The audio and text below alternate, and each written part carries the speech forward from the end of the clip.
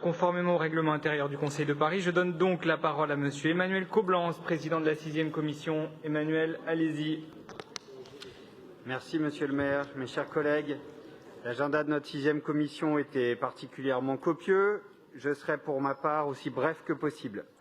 Nous avons eu l'occasion de débattre en profondeur de deux dossiers bien connus dans ce Conseil. D'une part, la création de l'Académie du climat, projet essentiel de la mandature permettant de répondre à l'appel de notre jeunesse et à l'urgence de la transition écologique.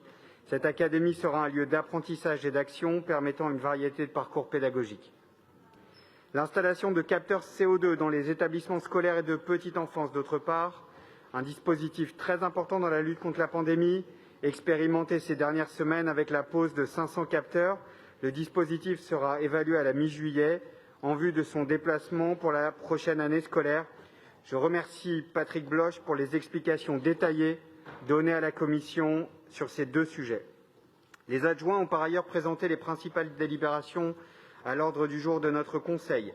Parmi les délibérations jeunesse, Hélène Bidard a notamment insisté sur les DJS 119 et 122 qui concernent le pass jeune d'accès à la culture et l'ouverture de la maison de la jeunesse.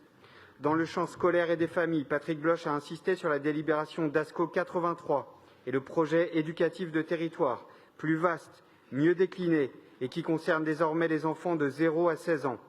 Les délibérations d'ASCO 5 sur le forfait au collège parisien privé, celle sur la restauration scolaire et la DFPE 198 sur les services parisiens aux familles ont été longuement discutées. En ce qui concerne la petite enfance, Céline Hervieux a insisté sur les constructions bois, parfois démontables, menées par la DFPE, constructions qui valorisent le réemploi de matériaux, la réduction des nuisances et la rapidité du temps de construction et qui lui ont valu de recevoir plusieurs prix. Marie-Christine Lemardelet a insisté sur les délibérations DAE 76, 109 et 137, soutenant respectivement les réseaux de l'ESS à Paris, les espaces de coworking à destination de publics handicapés et le pavillon santé des femmes à l'Université de Paris.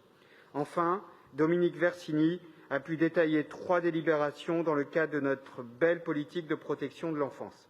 Voilà, chers collègues, le compte-rendu succinct des échanges de la 6e commission. Je vous remercie. Merci, Monsieur le Président.